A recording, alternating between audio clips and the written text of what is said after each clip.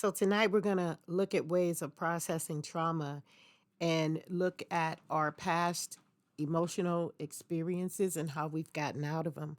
Welcome and thank you so much for being here with me today. So, don't let living in the past be the purpose for missing out on your present life relationships. So, when we have people coming into our lives, playing the villain in our story, we have to recognize them for who they are. Okay? When you see them, you will know them. Use what happens to see those that have created barriers and blocks in the way of family success. And it could be at graduation parties, it could be at family reunions, it could be at weddings, it could be anywhere where a lot of public attention is. When you have a manipulator in your life, the manipulator manipulates to the point where they make the individual feel as though they are the only ones in their lives that can be of a resource, of a support, of a success mechanism. And from that, they create a dual relationship with the individual that is looked at and the manipulator manipulating behind the scene. So we're going to talk about that because that's how emotion looks. Like people keeping children away from family just because they can or because they're angry, even when members of the family is halfway doing the right thing. Now, you have a person who has shown up, acted out, and you want to make sure that you're the gatekeeper of that individual that is in question, but you have to give the person benefit of the doubt. And sometimes manipulators can manipulate so much until we have to have boundaries in relationships in order to make things happen that balances and make sure everybody is okay emotionally. And just because they can, they will do things to intimidate, to isolate, and to stop people from being with their families.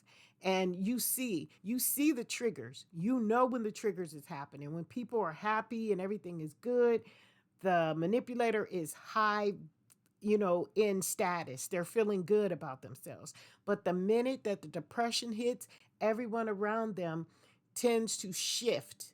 And you see the mechanism shifting, causing an emotional ruckus.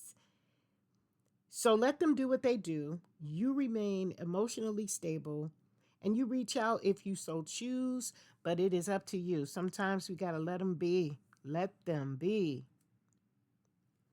The next thing we need to understand is emotionally driven relationships are one sided.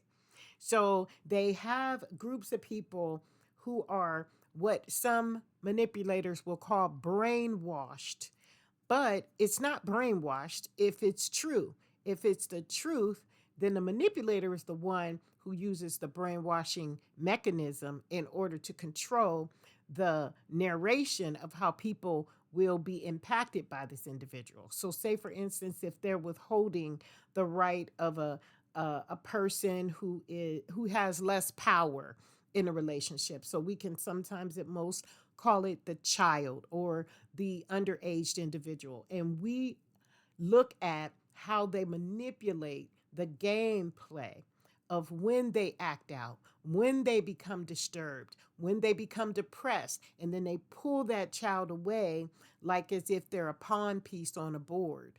But that is emotionally triggering and damaging and should not be done. But there is a twofold to this. There is times where individuals can literally, protect the child. And it is done out of decency and order, meaning that if that guardian, parent, whoever is coming back in and out of these children's lives and disrespecting their emotional balance, you can move that absent parent out of that child's life until they get it together. That is not manipulating. That is not brainwashing. It is not dual emphasizing the one-sidedness to the emotional component. What it is protecting the child from the emotional roller coaster. And that's what I want to share with you today. The controlling mechanism, no. You must be the guardian and you have to make sure that these kids are safe. Now, 3 ways that we are going to survive this traumatic experience, whether we meet someone like this or not. The first thing is to recognize the characters in your life.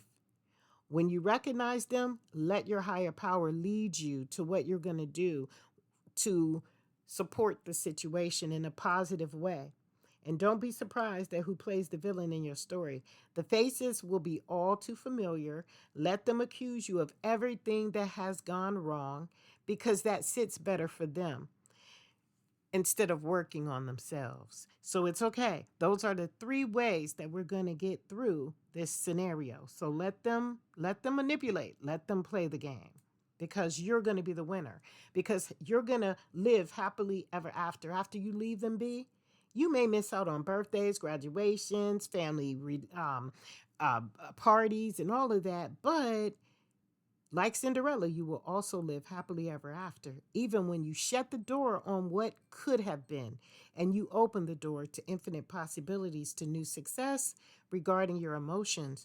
But this is going to take patience and practice. So meet us here each week on Friday, 6 p.m. Eastern Standard Time for another Emotional Healing Solutions story or peaceful affirmation meditation.